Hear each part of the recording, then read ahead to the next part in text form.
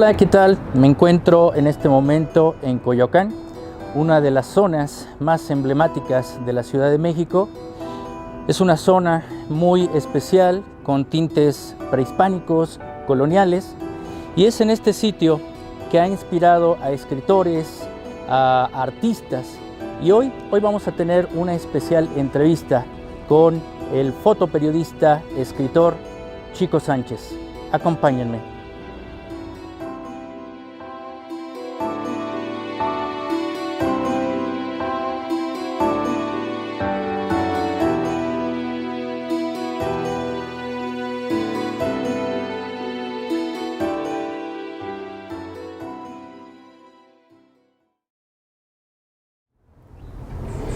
Y bien, nos encontramos una nueva ocasión, una nueva oportunidad de poder conversar con nuestro amigo Chico Sánchez. Como he mencionado, fotoperiodista, escritor, creador de contenido, a la vez muy controvertido, pero que nos hace reflexionar, nos hace pensar. Y hoy vamos a hablar de su nuevo libro, Un viaje maravilloso, de una serie de libros que ha escrito a lo largo de estos años, que nos muestran una serie de anécdotas, una serie de viajes y sobre todo un encuentro con la historia. Muchas gracias, Chico, por esta nueva entrevista. Gracias a ti. Bueno, aquí seguimos. Tengo el recuerdo de que las últimas entrevistas que hicimos allí en la Basílica de Guadalupe hablábamos de este libro que vamos a presentar y al final se hizo realidad. Estás estrenando una nueva obra, sobre todo de este serial de 3 libros que tienes acerca de estos viajes que has hecho no solamente en México, sino también en el mundo, enlazando la historia y sobre todo enlazando un encuentro en cuanto a tu llegada a México y algo que te motivó a investigar y sobre todo a ir encontrando pistas y esas pistas también encontrándote a ti. Pues sí, fue como encontrarte con tu antepasado, con tu pasado. Y bueno, todo nació aquí, curioso, nació pues en Coyoacán. Pasan ya casi 13 años que estoy en México y al final acabé en Coyoacán. No sé hasta cuándo, porque a lo mejor me voy a mudar, pero todo empezó con el libro que se llama Las cartas de relación de Hernán Cortés. Bueno, cuando llegas a un país, yo siempre que llego a un país, cuando antes llegué a Venezuela, llegué a Estados Unidos, a Inglaterra, he vivido en varios países, pues lo único que uno piensa, o por lo menos a mí me gusta hacer, es leer sobre su historia. Entonces tienes otra dimensión de dónde llegan, ¿no? Pues claro, pues lo que hice cuando llegué a México pues fue eso, ¿no? Leer los libros que yo considero que son imprescindibles, ¿no? Pues las cartas de relación de Cortés, el Códice Moctezuma, la historia verdadera de la conquista de la Nueva España, la historia de las cosas de la Nueva España, todos esos libros históricos, crónicas, y pues uno de los lugares que aparecen en esas crónicas, yo empecé a apuntar, hice una lista. Por ejemplo, donde estaba el paso de Cortés, que fue donde sacaron la pólvora cuando vinieron a Tenochtitlán, los lugares donde Cortés llegó, los lugares por donde pasó, donde estaban los totonacas, aquí en la Sierra de Puebla ahora, por ahí estaban los totonacas. Después también Oaxaca, que era donde también llegó Cortés y vivía ahí, Oaxaca. Entonces yo fui buscando lugares, pero especialmente Coyoacán es importante. Aquí estaba la hacienda de Cortés, que está aquí cerca de La Conchita. Y bueno, pues cuando yo empecé a buscar esos lugares, nunca lo hice con la intención de hacer un libro, sino que fue una búsqueda como personal, es decir, pues voy a buscar las raíces. Entonces ya empecé a buscar a Cortés, pero digo, ¿y por qué no buscar a Moctezuma, no? También, porque era el personaje histórico con el que él estaba muy relacionado. Entonces, pues ya empecé a conocer los baños de Moctezuma, que están también aquí en el DF, y ya empecé a seguir, pero ya después, pues empiezas a seguir los descendientes de Cortés, que por ejemplo lo seguí, la pista, digamos, la encontré en España, en un lugar que se llama Astorga, en León. Ahora ya después empecé a seguir por los descendientes de Moctezuma y ya pues encontré dónde vivían y dónde estaban enterrados los descendientes de Isabel de Moctezuma, la hija del emperador de Moctezuma, del Tlatoani, ¿no? El gran orador, ¿no? El que, como le dirían en México. Y bueno, pues ya de ahí, pues digo, pues empecé a mirar la historia para atrás, incluso contigo. Hay una foto en mi libro que tú me tomaste aquí en el Museo de Antropología, frente al mural de Tamayo, de Rufino Tamayo, y pues ya dije, pues no voy a seguir más para atrás y me voy a ir hacia los Olmecas. Total, que en España pues no me quedé en Cortés, sino que fui atrás hasta los celtas. Entonces mi libro pues es un análisis de las dos culturas que se encuentran, va desde los íberos tartesos, desde los Olmecas hasta hoy. Y la conquista es donde se unen esos dos pueblos, los celtas, los íberos, que en realidad eran lo mismo, se llamaban celtíberos, ¿no? Por eso en mi libro yo voy a Portugal, ¿no? Puerto Galo, Puerto Celta, Portugal, Puerto Galo, Puerto Celta, está Galicia, tierra de celtas, ¿no? Entonces eran los celtíberos. Y era el origen de esa civilización, eran los tartesos, que es Tarsis. Pues entonces yo ya empecé a llegar a buscar pues incluso la relación entre Olmeca y Tarteso, que los griegos consideraban la civilización más antigua de Europa. Muchas personas creen que Babilonia o incluso creen que Egipto es donde está la civilización más antigua, pero de acuerdo con los griegos, no, la civilización más antigua de España se encuentra en Andalucía. Es más, hay un libro muy bueno que, por supuesto, todos los mexicanos que les gusta ese tema un poco más místico ya de la Atlántida y todo eso, que creo que es una base y un pilar de mi libro, que se llama Los Atlantes en Yucatán. Es un gran libro de Amabilis, que fue un arquitecto que hizo la obra de México en la exposición de 1929 en Sevilla. Bueno, el libro de los Atlantes en Yucatán también fue para mí como una guía, ¿no? Porque yo ya dije, voy a buscar yo los lugares que Amabilis menciona, y entonces pues ya fui a Tula, ya empecé a investigar los toltecas. Entonces, la curiosidad de este libro, que se llama Un viaje maravilloso, es que este libro es un viaje de 13 años, pero es una casualidad. Es decir, no es un proyecto de libro. Sí quería yo aprender, pero en ese momento yo ni siquiera era escritor ni imaginaba que iba a ser escritor. Sino que simplemente, pues es como la casualidad de que uno hace la lista. Yo todavía recuerdo el cuaderno de esto, un cuaderno que me compré, donde yo puse la lista, Veracruz, no sé qué dónde, y ahora la lista empieza a crecer, a crecer, a crecer. Ajá, y llega un momento en que, bueno, pues al final tengo un libro en el que visité Marruecos, visité Italia, fui al Museo Vaticano, fui al Foro Romano, visité España, una parte importante de España, México, no te digo nada, Yucatán, me acostumbré tanto a Yucatán que me comía los habaneros crudos, ya de tanto ir, ¿no? Y bueno, eso es básicamente el libro. Precisamente para las personas que están viendo este video, sería muy importante recordar un poco, tienes 3 libros que anteceden a Un viaje maravilloso, que es El curso de la vida, La profecía de los jaguares, La gran obra y precisamente Un viaje maravilloso, que es como una continuación de todas estas aventuras, todas estas investigaciones, pero nos gustaría un poquito este inicio, cómo es que influye, qué es lo que influye para que vengas a hacer un viaje a México.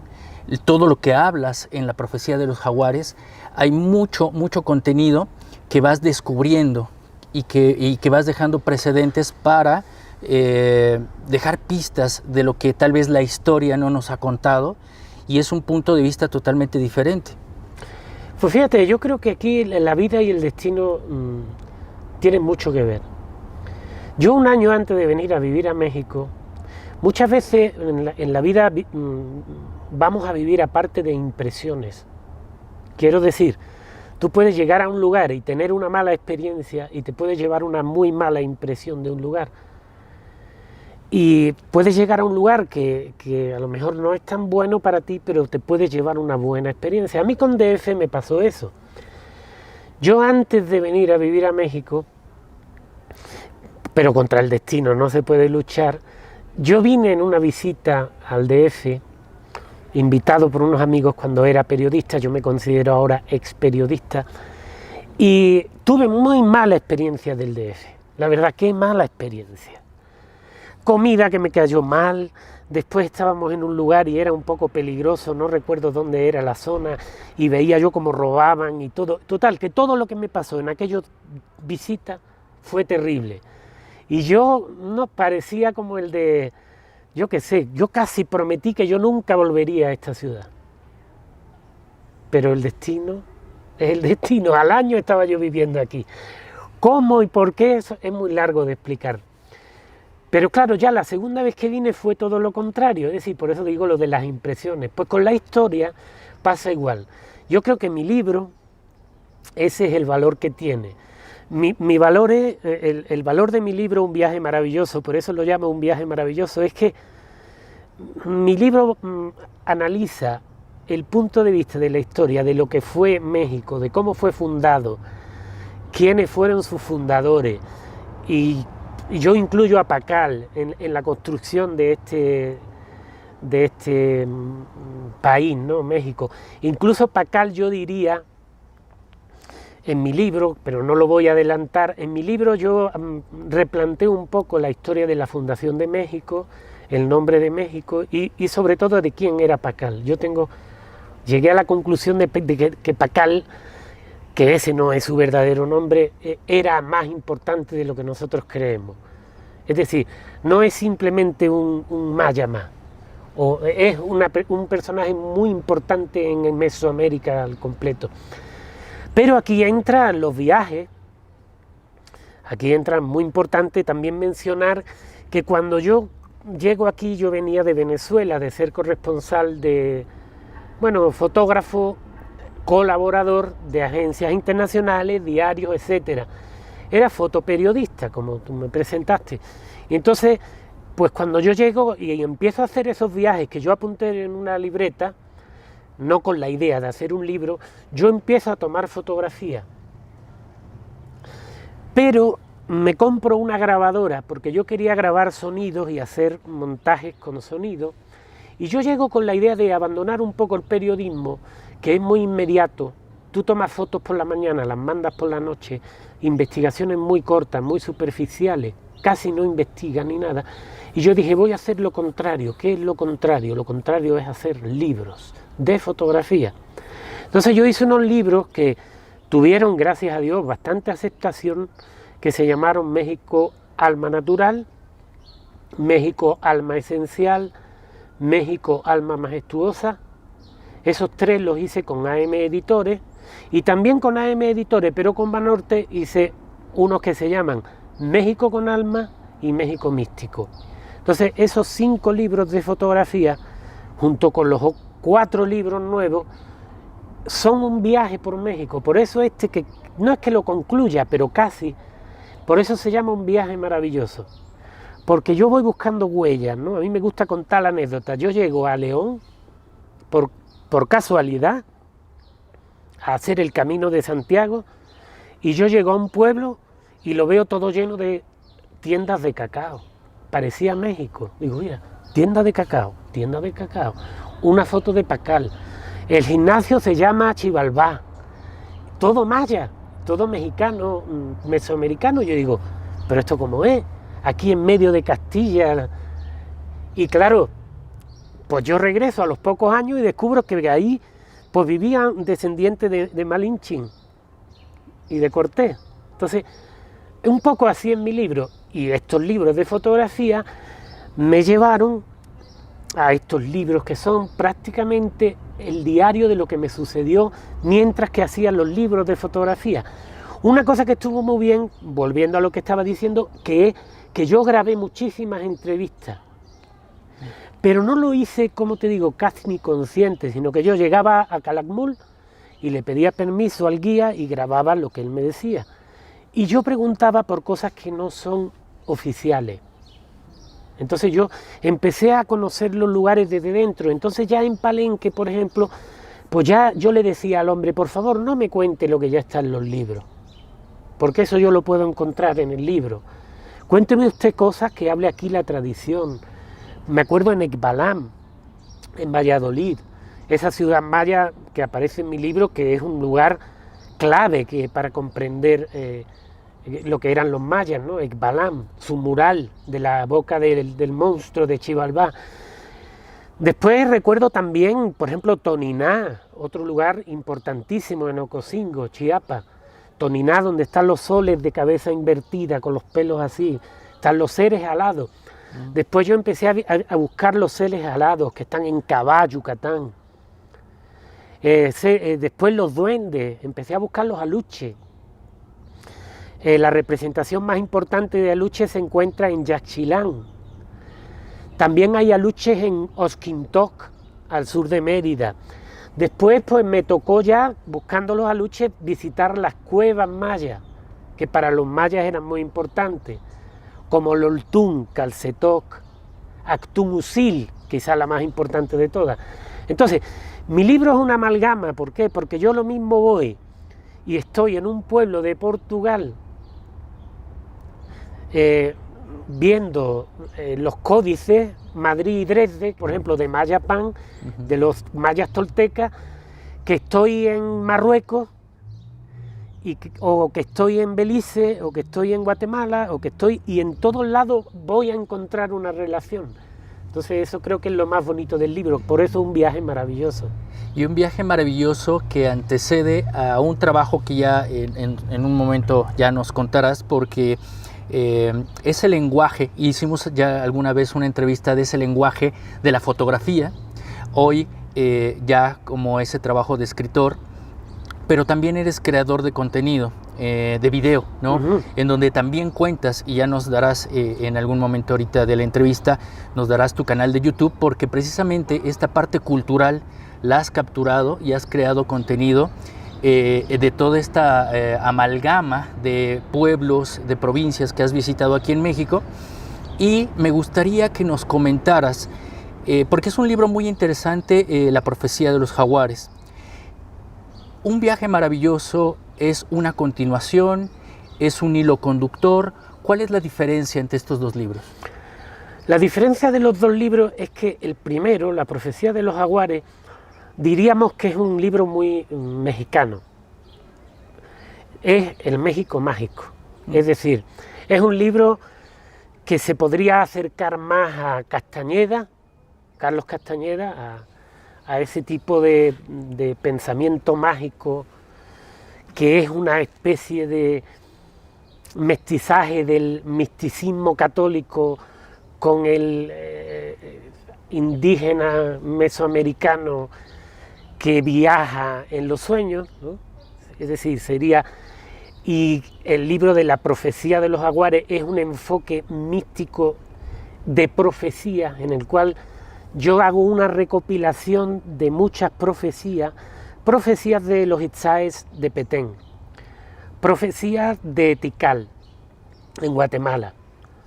Ya sabemos que Guatemala en esencia y México son lo mismo, aunque hoy día están separados políticamente y todo, pero por ser maya.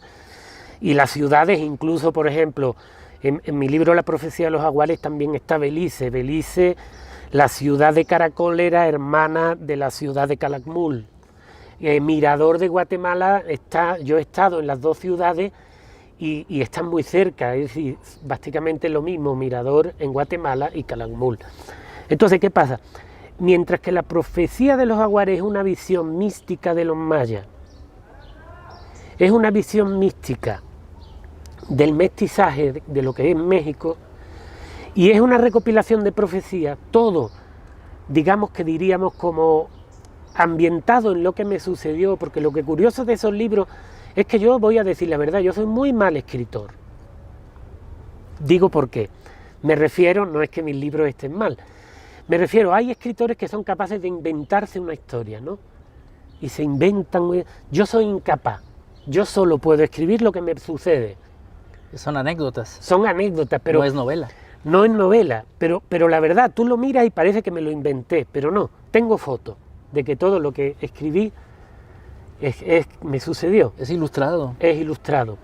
Y entonces, esa es la diferencia. Ahora, un viaje maravilloso ya no. Un viaje maravilloso, si bien está ambientado también con un poco de toque mágico, místico, es un libro mucho más arqueológico e histórico. Ahí hay un montón de códices, piezas arqueológicas, entonces yo digo, Pakal es así, así, y yo te muestro las pruebas de por qué lo estoy diciendo, ¿no?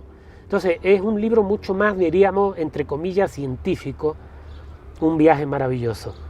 Es un libro de arqueología y de historia, no es un libro de religión ni de misticismo.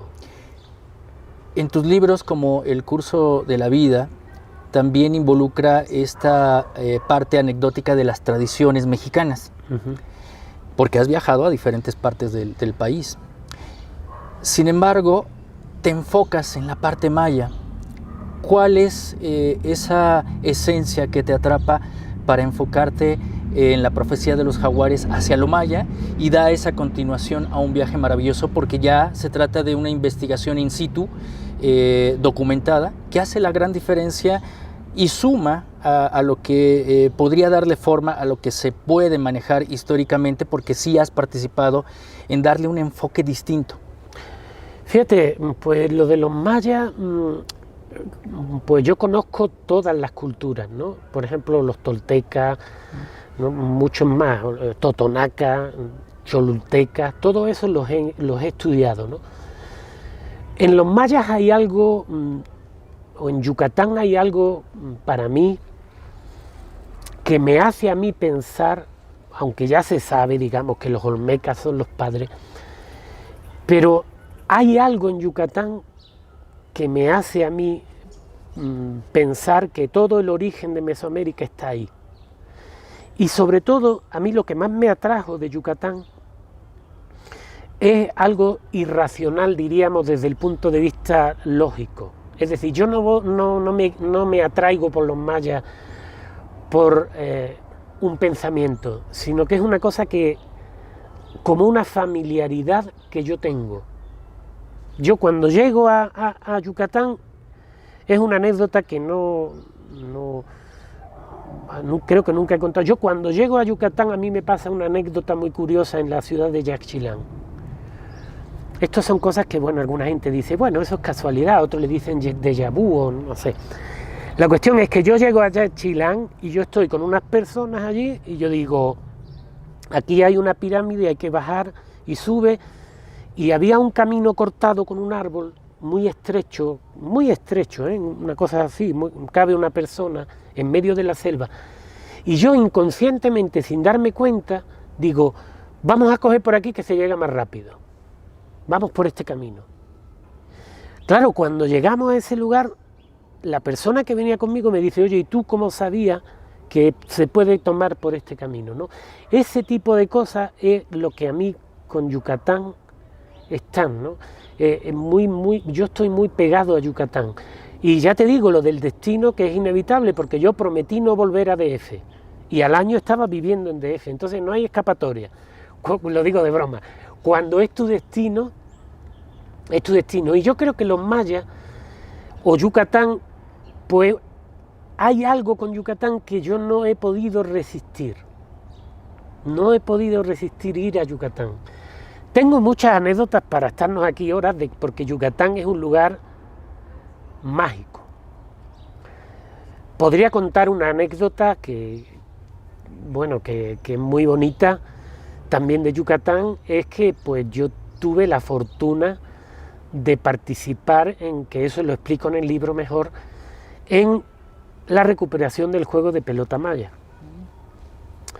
Yo no lo incluí en la profecía de los jaguares porque como que quise no ser protagonista. ¿Sí? No quiero ser protagonista, entonces no lo mencioné. Pero después, cuando fui a Yucatán esta última vez, de hecho, si Dios quiere, estamos en la idea de sacar el libro en maya.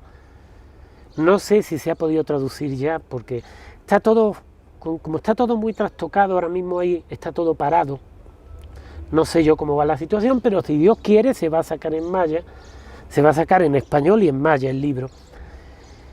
Pero entonces yo estaba con la idea de no sacarlo, pero la persona con la que colaboré, que se llama José Manrique Esquivel, una persona que ha pasado toda su vida por recuperar ese juego y lo ha logrado, porque llegó a hacer el encuentro en Chichén, donde vinieron a jugar los guatemaltecos, los de Belice, gente de otros países, se hizo un encuentro. Pues yo participé directamente en ayudarlo, aportando mi experiencia como periodista, haciéndole campaña de publicidad, de periodista, ¿no? Moviéndonos entre amigos periodistas en su momento, entre amigos, para, oye, saca esto sobre los mayas, y sí se logró, y en este libro, pues yo llegué a tener experiencias impresionantes. Yo he llegado a conocer, pues en mi libro muy bien, lo que son los Chilam Balam. Se dio una casualidad, mi libro se llama La profecía de los jaguares. Yo nunca pensé cómo se traducía eso, pero después se traduce Chilam Balam, profecía del jaguar, o profecía de los jaguares. Entonces, pues muy bonito, la verdad, todo lo que me ha pasado aquí en México.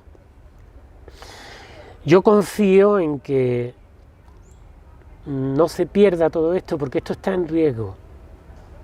Sí, porque ahora mismo la globalización lo que quiere intentar es quitarle la identidad a México. ¿Sí? Ahora, quiero dar un punto, ¿no? Intento y procuro que mis libros no sean divisionistas, es decir, porque yo me he dado cuenta que eso es lo que intenta mi libro, que no haya, porque ya hay un divisionismo, hay como el globalista está renunciando a todo lo que es México, a su pasado colonial, su pasado indígena. Los indígenas son unos atrasados, los católicos son unos atrasados, el PlayStation es mi Dios, ¿no? Y también hay otros que están como dividiendo, es decir, buscan la división entre indígenas y mestizos y blancos y ahora tú, entre católicos y mayas y todo eso. Yo procuro que mis libros no fomenten esa división, sino la unidad. Exactamente, es muy importante lo que acabas de mencionar, buscar esa unidad, e incluso también lo hemos hablado, esa unidad de ese rescate de lo ancestral y sobre todo en tu visión, que es de esa formación de investigación, ¿no? Que es muy importante. Yo ahí te voy a corregir. Porque está sustentado. Te voy a corregir igual que mi libro corrige. Es decir, lo ancestral no hay que rescatarlo. Está en los danzantes. Bueno, eso es lo que, por ejemplo, en la Basílica de Guadalupe está el México Olmeca. Y eso es lo que yo creo que tiene de mi libro, ¿no? Es decir, yo demuestro con fotografías y con pruebas que los mayas, eso de que hay que rescatar a los mayas, olvídalo, los mayas siguen estando en los danzantes y los olmecas están en los danzantes de Veracruz, y los totonacas están en los danzantes de Puebla. Cuando me refiero al rescate es que tú haces ese trabajo de plasmarlo, ¿no? Sí, para que prevalezca. Me gusta hacer ese matiz, no lo digo por contradecirte, sino que me gusta hacer ese matiz, porque hay, en mi opinión, y no es por insultar a nadie, pero creo que mi libro lo demuestra, en mi opinión hay muchas personas que siguen fuentes terceras, es decir, que no viven ellos mismos las cosas. Entonces, es absurdo considerar que México perdió su cultura, pero sí, por Dios, está la Santa Tortilla, como yo digo. En mi libro aparece una pieza que hay en Cabá, ¿no? No voy a explicar cómo es la pieza, pero es muy obvio, como yo digo, la tortilla es la prueba de que lo mexicano sigue estando ahí, ¿no? Porque ya tú lo encuentras miles de años atrás. Sí, yo casi todo lo que hay hoy día en México se encuentra miles de años atrás.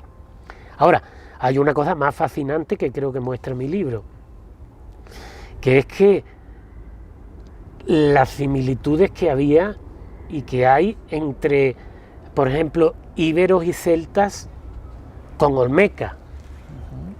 Y es más, en el catolicismo es alucinante. Yo creo que tú ya lo has llegado a ver en el libro, y la verdad, pero claro, es que el otro día me decía un amigo que se llama Técnico Preocupado, que me entrevistó, porque es amigo ya, una persona que aprecio mucho por su forma de ser y su labor, y me decía, oye, es que tu libro es 13 años resumidos en un librito, porque no es muy grande, no me gustan los libros muy grandes, pero confunde mucho, ¿no? Es un libro muy bien condensado. Entonces estamos hablando de 13 años de viaje, en el que eso sí os lo recomiendo, porque el que no se quiera creer las teorías ni nada, se va a divertir, porque un día vas a estar en la habitación donde Colón estaba reunido con la reina Isabel la Católica, y al otro día vas a estar en la selva de Guatemala, y al otro día, entonces cada capítulo te va llevando a lugares y ahí se van viendo las conexiones, ¿no? De hecho, yo en mi libro reto a todo el mundo sobre la verdadera historia y origen de Colón, y el origen de Colón. Yo cuestiono completamente, creo que Colón no era quien se dice que era.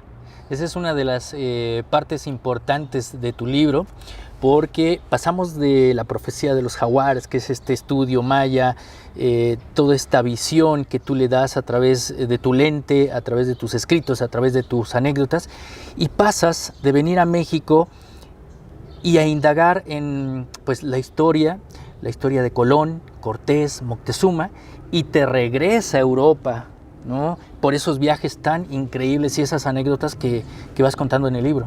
Y cómo se va conectando todo, ¿no? Incluso cómo se conecta, por ejemplo, Grecia con Teotihuacán.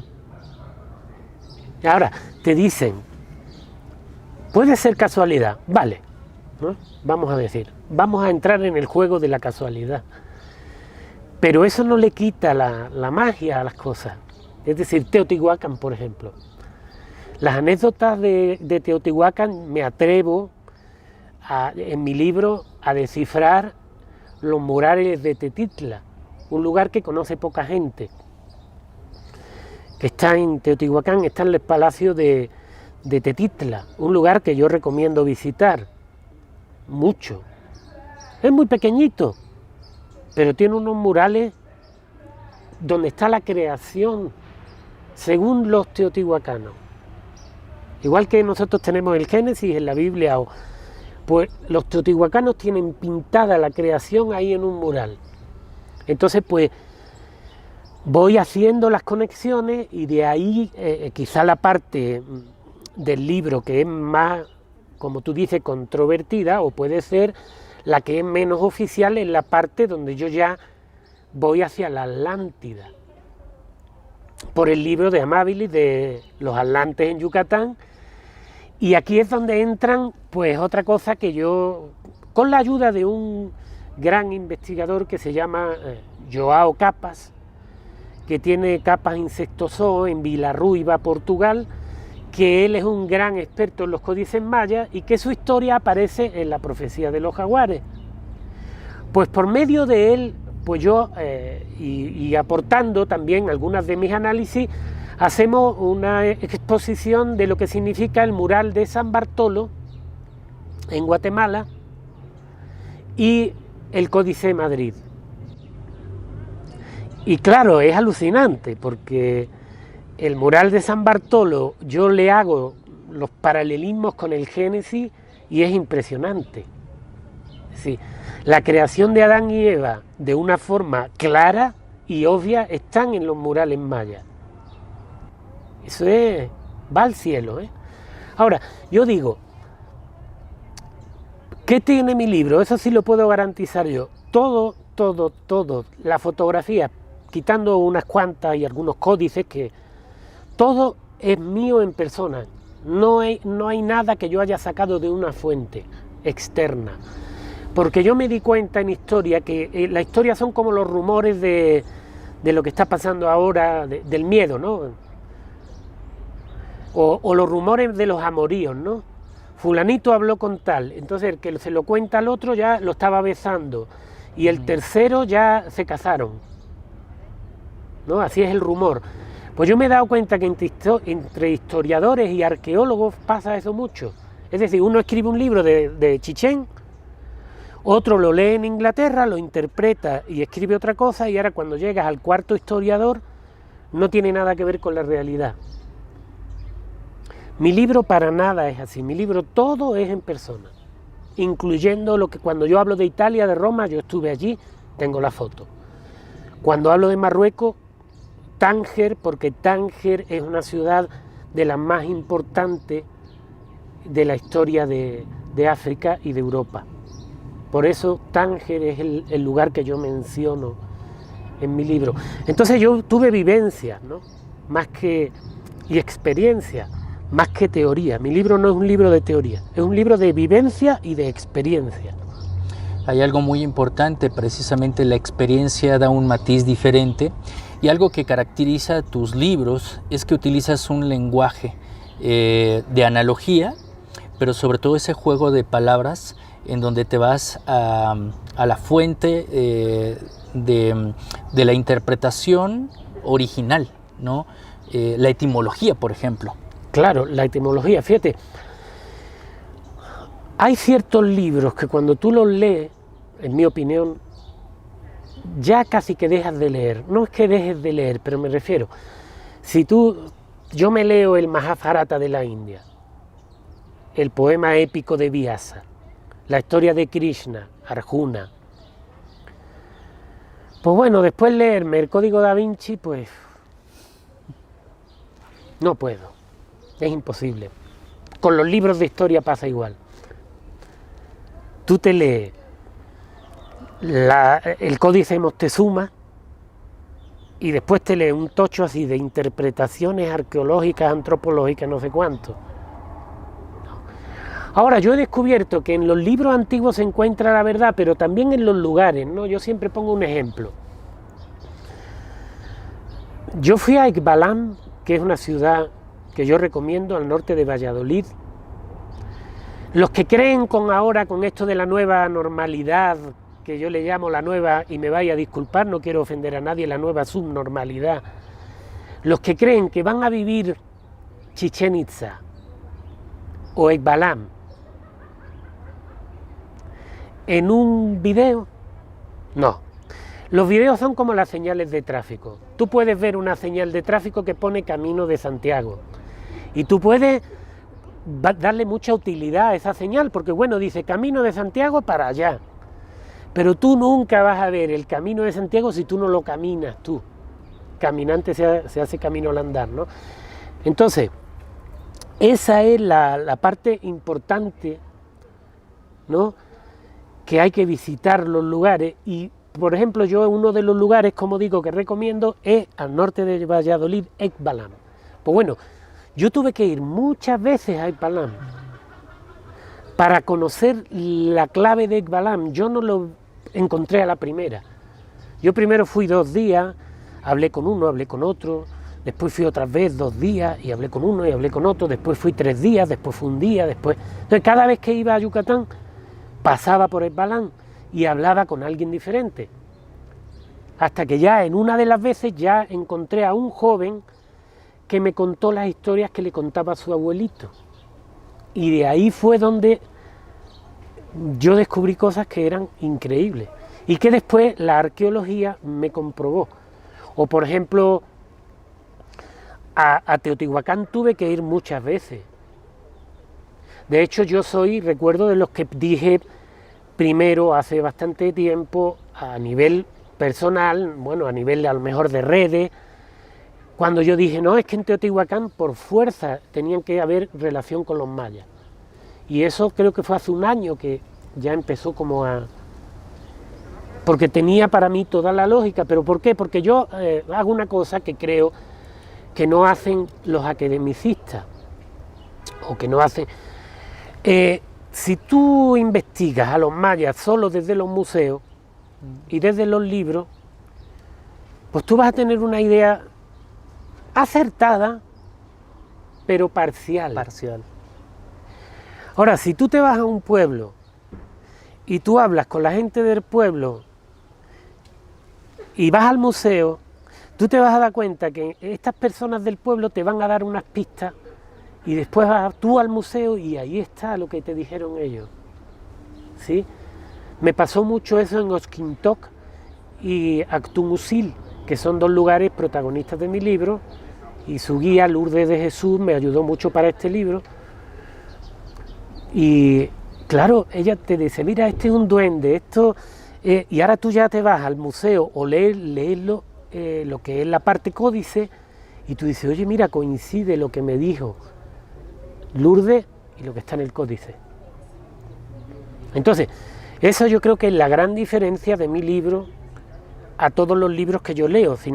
Otra cosa que muy poca gente hace, que yo hago en el libro, yo busco el mestizaje, pero lo busco en la práctica. Es decir, yo conocí mucha gente que iban a Yucatán porque incluso pues, me pedían fotos, pero como son expertos en maya, yo le llamo expertos en maya, solo buscan lo maya. Entonces ellos no van a la iglesia. Pero es que ahora tú te vas a la iglesia y la iglesia está llena de cosas mayas. Y hay un sincretismo, un sincretismo total. Eso se ve muy bien al principio del libro, en una iglesia que muestro yo de La Chatao en Ixtlán, en Oaxaca. Ahí están.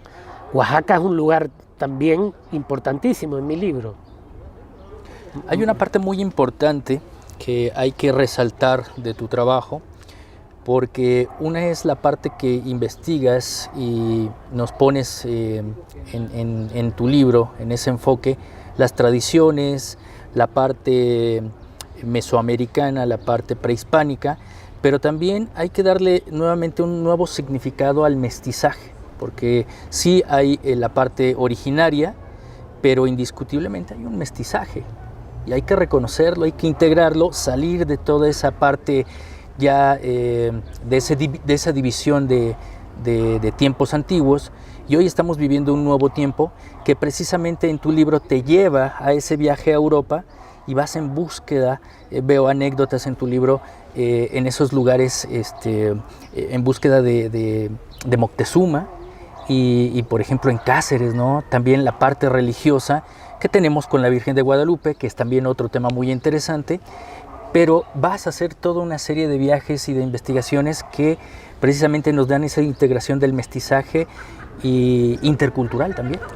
Claro, bueno, el ejemplo está, eso lo hablábamos nosotros porque me consta que tú también investigas mucho ese tema, la Virgen de Guadalupe, origen, etcétera.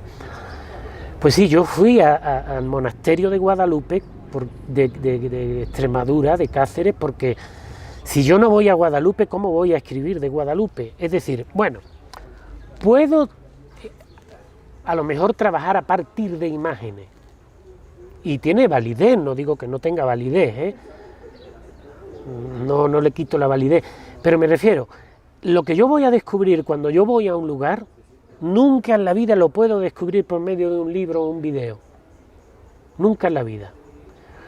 Porque te puede pasar como yo, que voy caminando por Cáceres, por un edificio, y me encuentro una S olmeca, ahí, en una casa. Claro, obviamente, yo que conozco cómo funciona y cómo es, pues yo digo, bueno, pues este era un mexicano. Es decir, pues fue hijo de Alvarado, o fue hijo de Cortés, o fue hijo de alguien, quién sabe de quién, o a lo mejor era un descendiente de Becerra, que es el que hizo la Catedral de Puebla, o quién, pero yo ya sé que es un mexicano, porque ¿quién se lleva la S olmeca?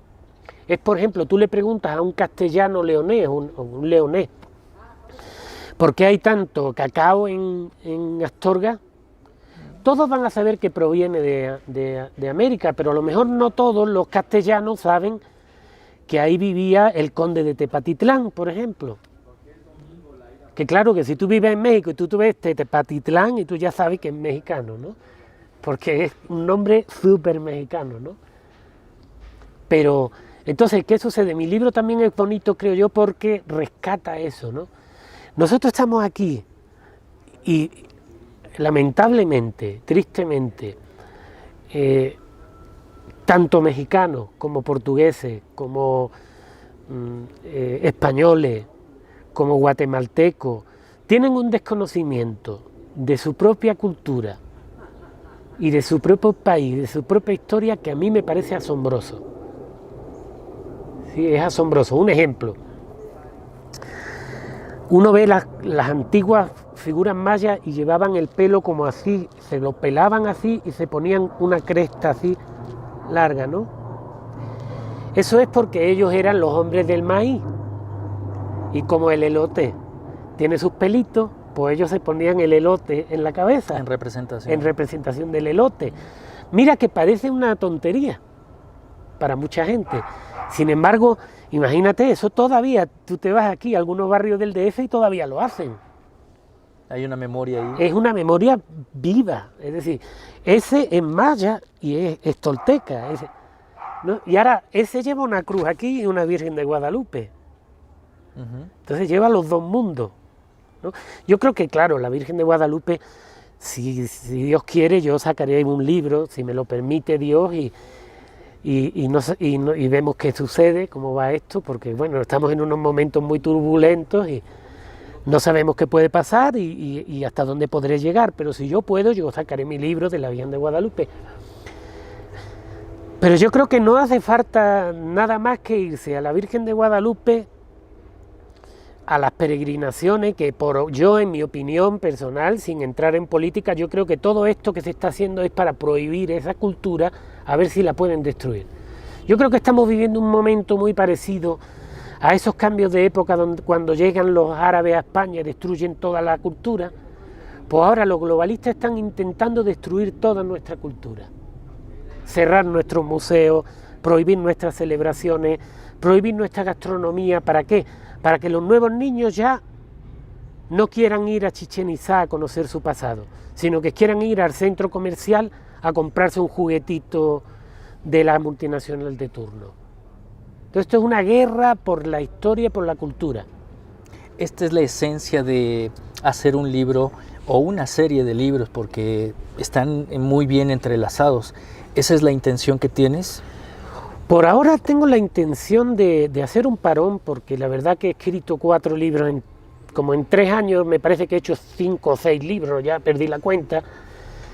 Y ahora lo que quiero hacer es un parón y sí quiero ir por ahí, fíjate, sí quiero ir un poco, fíjate, más que eso, lo que yo quiero encontrar es la clave. Hombre, la entrevista está saliendo muy bien, nos aplauden y todo. Aquí lo tienen, ¿no? Qué bueno, gracias. Hablamos de las sincronías, ¿no? Sí, las sincronías están en otro tema aquí, pero bueno. Básicamente la idea, o lo que yo quiero encontrar es una forma de explicar cómo la globalización no es un avance y cómo que haya nacionalidades no es malo y que haya cultura no es malo. Me explico. Yo no quiero ir a Yucatán. Si yo voy a ir a Yucatán y yo voy a ver un montón de gente en un centro comercial que es idéntico al centro comercial que hay en Madrid o que hay en España. No, yo quiero llegar a Yucatán y yo quiero ver a un maya con su cultura, que me ofrezca un bote de miel, que eso es de los dioses, que tú te comes aquello y es, ¿no? Y que yo llegue a Yucatán y yo vea la ciudad de Balam y yo vea un maya ahí, maya. ¿Sí o no? Entonces, la globalización te la están vendiendo como un avance, pero yo personalmente, a mí me gustaría que México siga existiendo y que España siga existiendo, pero como con su identidad, con su cultura. Eso no quiere decir que tampoco ahora yo quiera que los mayas de Yucatán le hagan la guerra a los mayas de Guatemala, porque ya eso es nacionalismo político de intereses de guerra. No, yo me estoy hablando a la cultura como tal.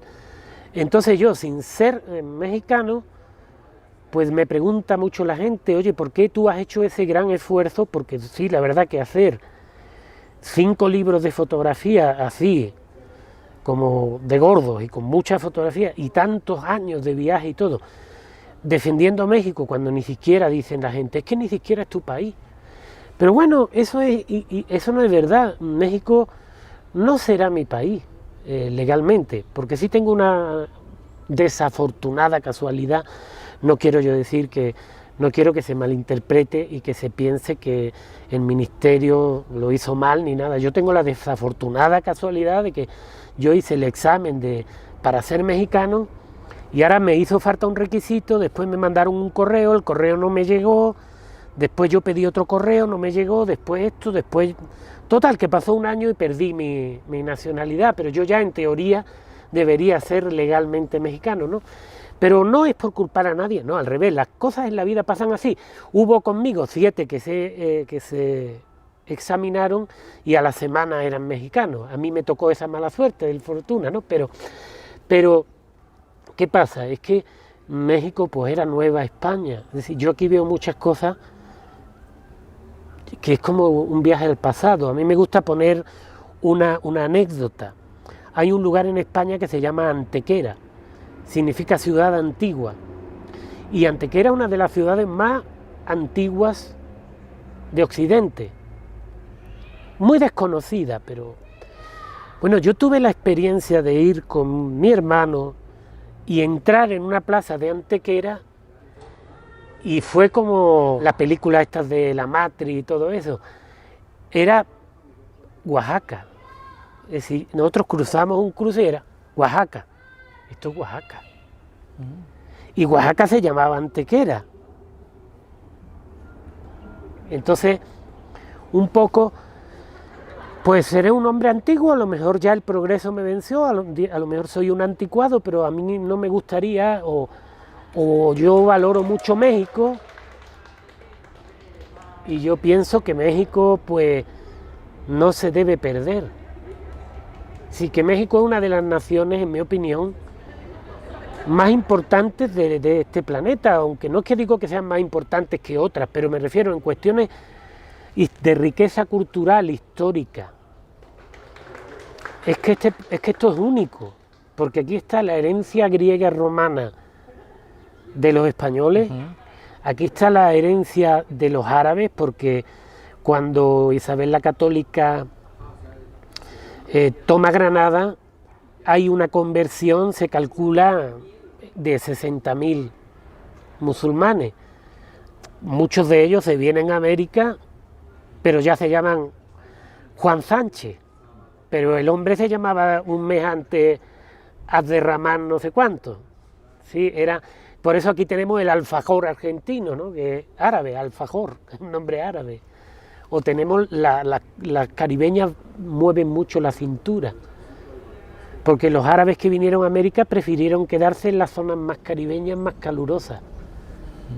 Es cuando retomamos y resignificamos que el mestizaje pues es una transferencia de información. Por eso se dice que en América, y sobre todo se ha hablado que en México es el inicio de una nueva raza, ¿no? Porque es la parte de la información genética, de muchas otras cosas que incluso podrían hablarse místicas, de todo lo que es esa parte genética de Europa, de España, con los árabes, de Oriente, Medio Oriente, y esta mezcla con América genera una nueva raza, pero eso ya le da otro sentido a la humanidad.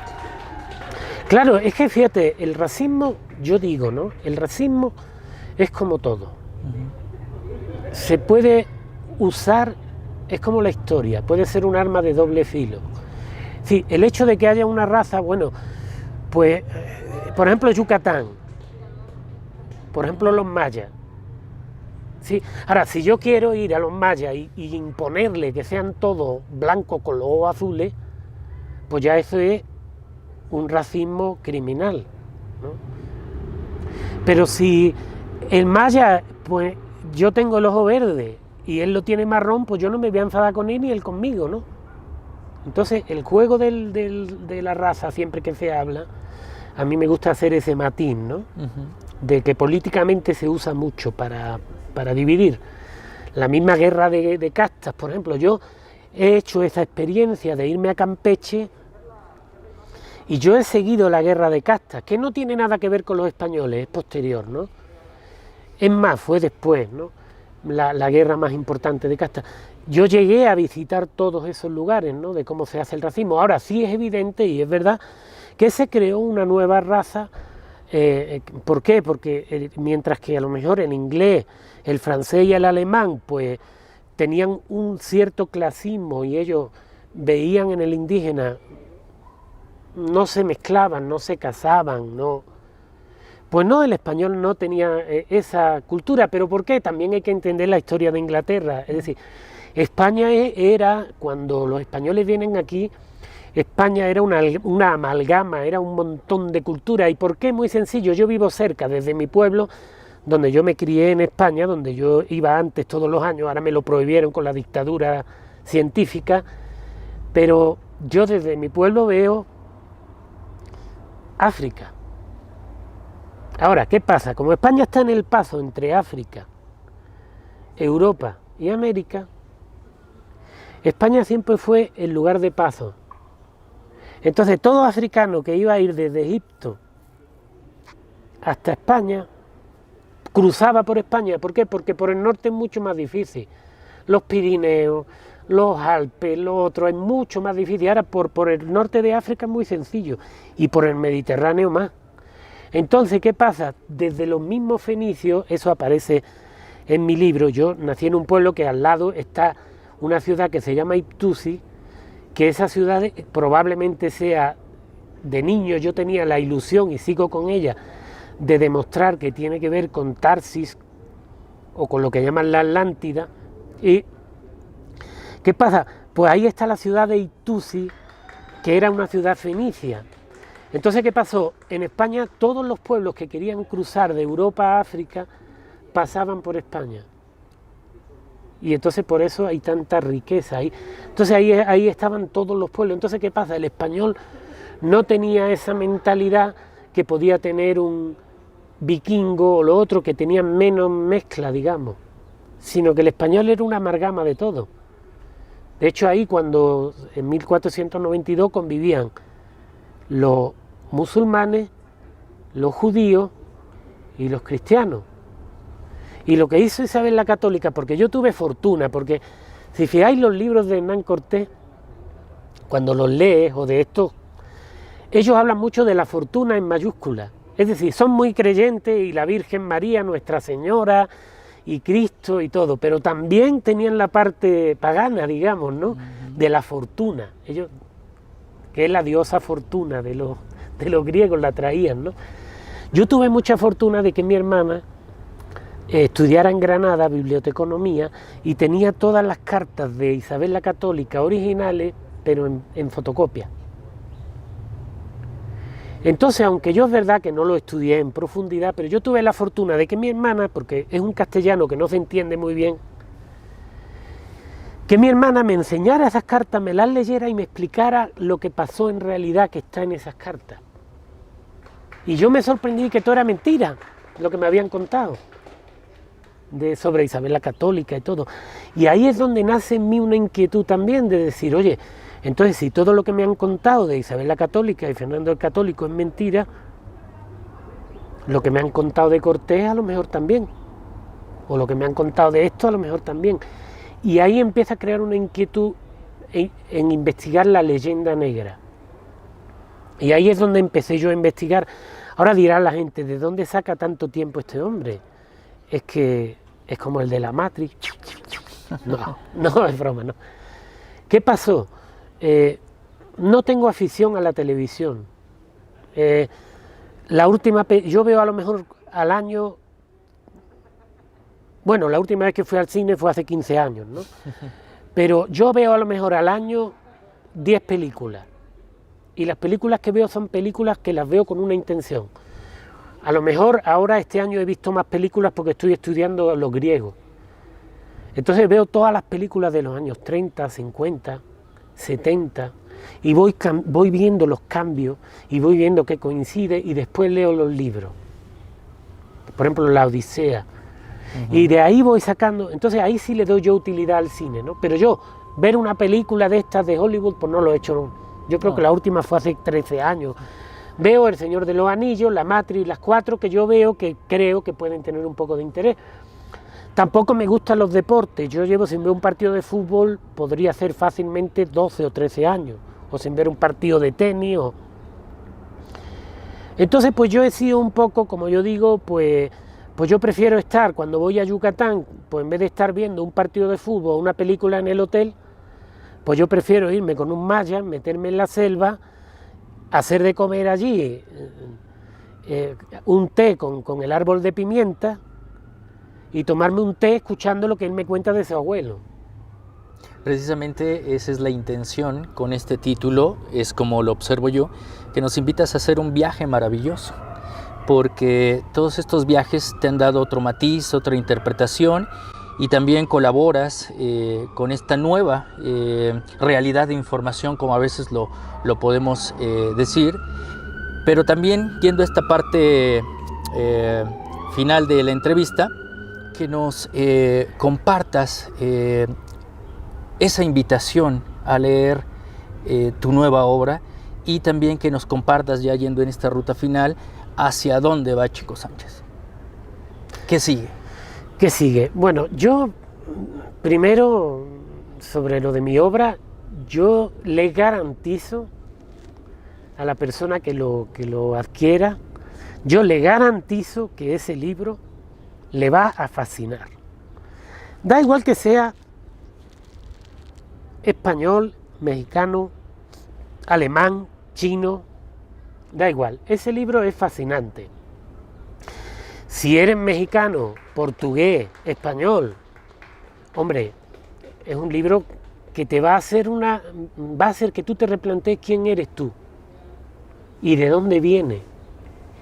Por ejemplo, yo veo en México, debido sobre todo a que hay países y hay poderes globalistas y extranjeros que hacen que el mexicano se sienta un poco como, y perdónenme, pero creo que es la verdad, un poco como acomplejado. Ahora le está pasando a los españoles también. Como acomplejado. Oye, no, perdona, no, tú eres de México, es decir, México es un país impresionante. Tú llevas detrás una historia muy grande. Yo soy de los que creo que cuando tú tienes una idea de tu historia, tú ganas en tu estima. Y que cuando tú desconoces tu historia, tú pierdes mucha estima. Sí, porque tú puedes ser un maya o un español y saber qué era España y qué era Chichén, y tú, quieras o no, tú adoras tu cultura, tú amas tu cultura. Entonces, ese es el objetivo de mis libros y de mi futuro. Eso es lo que yo quiero hacer. Yo quiero hacer libros no con el ánimo de crear odio entre México y Estados Unidos, ni guerra, no, nada, no, sino de que México y España, que son mis países, y Portugal, porque yo ya me siento hasta portugués, porque he hecho tanta amistad allí, que se haga eso, ¿no? La cultura, ¿no? Que se haga la cultura, que la gente vuelva a su cultura y que no olviden quiénes son. Yo sé que puede que esté anticuado, mira, ahora mismo sabemos que hay un interés de los poderes internacionales de destruir todo esto que yo estoy diciendo, que es destruir la humanidad, destruir la cultura. La identidad. La identidad, es decir, que tú no vayas a Yucatán y te encuentres con un anciano y te cuente su verdad, sino que la verdad la pasen ellos por el teléfono y digan qué verdad va a llegarte a ti o no. Porque todo el internet y todo es un arma igual de doble filo y es un mecanismo de censura. La gente cree que el internet es un mecanismo de comunicación y no. El internet es un mecanismo de censura y ya lo estamos viendo. Quieren poner una dictadura y prohibirte ir a Chichén porque dicen que es muy peligroso, porque la gripe y no sé qué. Oye, pero el año pasado murieron 150 millones de hambre. Sí, pero entonces ¿qué estamos hablando? Entonces matamos de hambre a todos los que trabajaban en Chichén. Y entonces si murieron de corona supuestamente 1 millón, porque no está ni demostrado, ¿Cuántos murieron, no? Entonces yo, si que no quiero meterme en ese tema, pero es importantísimo, porque estamos en un momento en que es importantísimo mencionarlo, pues básicamente es eso, ¿no? Mi libro va a ser, mi trabajo es promocionar esos libros y si Dios quiere, en el futuro, crear más y profundizar más en eso, ¿no? En desmontar toda esa historia. Y sobre todo hacer que la gente le llegue la historia. Yo digo desconectarse, hay que volver a la humanidad, ¿sí? Entonces hay que volver a la humanidad y hay que volver a nuestra verdadera historia y dejar esos youtubers y todo eso. El otro día vi uno que llegó a Izamal, de estos influencers. Yo gracias a Dios no lo soy porque es al revés, a mí me censuran los videos. Y se puso el tío delante del convento de Izamal y dice, mira, aquí estamos en la mejor hacienda de México, mira qué hacienda tan bonita, ¿no? Entonces, el internet, yo digo, puede ser como la señal de tráfico, camino de Santiago para allá. Si yo te puedo hablar a ti en un video y en una entrevista y en un libro de Chichén Itzá, y si tú no quieres viajar y tú eres español y no quieres ir a México, no importa, disfruta de mi libro. Pero no abandones, si eres maya, tu Chichén Itzá, ¿ves? Y si eres mexicano, pues ve aquí, como aquí en Coyoacán, ve a tu pasado, a tu museo, a tu iglesia, ¿no? Vive tu cultura. Por ahora lo que sigue ahora va a ser, voy a centrar un poco mi esfuerzo en que la gente vea ya el material que tengo y ya sí voy a empezar con una nueva investigación. Lo que pasa es que ahora mismo pues estamos en una prisión sin reja, entonces ahora mismo viajar es muy complicado, hay muchas cosas con las que yo no estoy de acuerdo, entonces yo pues no estoy de acuerdo en ir 12 horas en un avión con una mascarilla tragando CO2, no tengo, entonces yo pues ahora mismo estoy parado, como mucha gente, pero sí quiero seguir adelante investigando en la misma línea que voy, la misma línea del viaje maravilloso, pero más concretamente en quiénes eran ciertos personajes que se quedaron fuera de mi libro. Seguirás sumando precisamente esas anécdotas que nos van a dar otra perspectiva, que también es muy importante. ¿Dónde pueden adquirir tus libros? Mi libro es bastante sencillo, chicosanchez.com. Ahí está todo, ahí en el canal de Telegram, que es lo que yo recomiendo ahora, ahí vais a poder encontrar en blog, vais a poder encontrar mi YouTube, ahí se encuentra también mi WhatsApp, por si alguien me quiere mandar un mensaje. También ahí, pues en chicosanchez.com, vais a poder comprar los libros en la sección de tienda, y todo está muy bien explicado para que llegues hacia los libros. Pues los libros, como os digo, si os gusta el tema de la arqueología, pues Una profecía de los jaguares y El viaje maravilloso van conectados. Después tengo un libro que se llama La gran obra, que es para los que queráis conocer España y Andalucía, pero también está México, ¿no? Porque es biográfico. Y El curso de la vida, que es mi experiencia como fotógrafo y mis aprendizajes como viajero, etcétera. Es una biografía. Los libros de fotografía quedan muy pocos y algunas veces, si tú me contactas porque quieras uno de mis libros de fotografía, algunos a lo mejor yo no te los voy a poder hacer llegar directamente, pero puedo ponerte en contacto con la editorial o hacer ese tipo de conexiones para que los puedas conseguir. Y de nuevo, chicosanchez.com, yo creo que es la forma más fácil.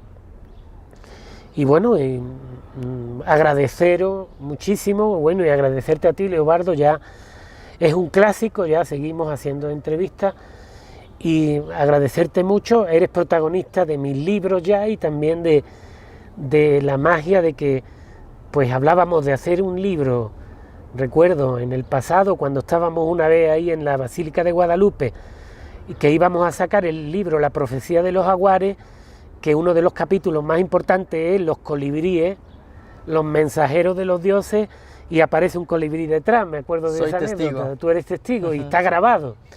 Y después este libro de Un viaje maravilloso, también en la entrevista hablamos, porque para mí sí tengo que decir que ha sido muy complicado, no es fácil. he tenido que hacer un esfuerzo titánico muy grande para llegar a sacar estos libros.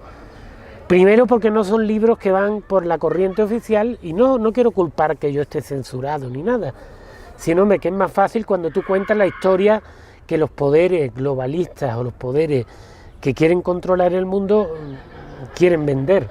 Entonces, si ellos quieren destruir México, claro, en mis libros pues muestran una parte muy bonita de México, pues entonces obviamente que no le van a dar facilidad. Si yo escribiera de lo malo que es México, de que aquí todos van, perdón la broma, pero que es verdad, si yo escribiera de que México van todos en burro, que son todos Pancho Villa y que hay mucho crimen y que en México no hay nada bonito, a lo mejor mis libros eran bestsellers ya se estarían vendiendo en todo el mundo, porque si tú te centras en lo malo de México es más fácil. Me refiero no en la industria mexicana ni en los políticos mexicanos, me refiero en ese grupo globalista que controla ahora mismo el mundo, que quiere destruir los países. Pues claro, pues no quieren el tipo de libros que yo saco.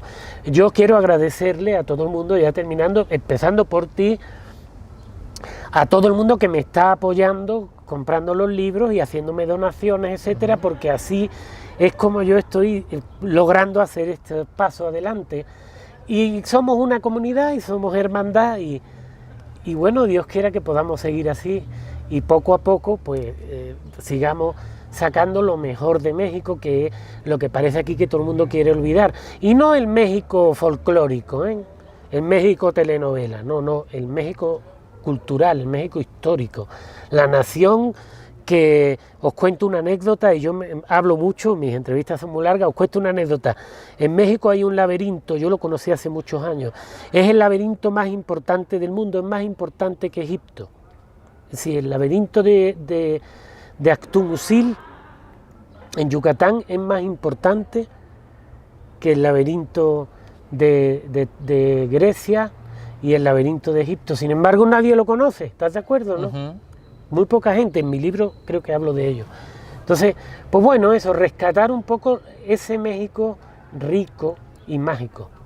Exactamente, y de lo cual te damos las gracias, porque pues ya son varias de las entrevistas que hemos podido compartir y sobre todo retroalimentarnos, que es lo más importante, porque solamente mencionar que en este canal donde trabajamos y hacemos la difusión, no solamente es de los enigmas y hacer parte de ese desarrollo humano, sino que también la conciencia a través de la investigación, de ese encuentro con la cultura y sobre todo con la sabiduría, porque esta parte que tú haces al ir a los lugares in situ y recobrar y plasmar los códices, entrevistarte con especialistas como Joan Capa, ya le dan otro matiz, sobre todo, y eso ya lo acercas al público con tus libros, con el contenido que haces también a través de los videos, y ahí es donde entramos a darle una nueva forma, y es cuando mencionamos que estamos enfrentando una nueva realidad de información, y obviamente estamos sumando,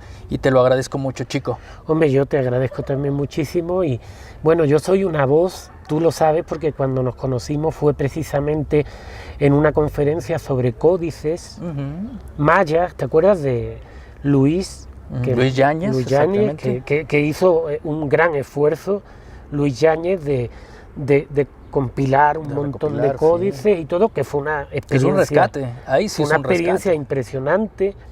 Entonces, seguir por ahí, yo soy voz, mi libro no soy yo, mi libro son cientos de entrevistas de gente, como yo digo, pues gente que también tiene voz. Son muchas entrevistas a mayas, entrevistas a sacerdotes mayas. Sí, también le das voz. Sí. Un historiador muy importante en Trujillo, José Antonio Ramos, que me ayudó mucho, en Trujillo Cáceres, que él es el que tiene más información, es el cronista oficial de Trujillo. Toda una autoridad. En Extremadura, donde nació Pizarro, donde nació Orellana.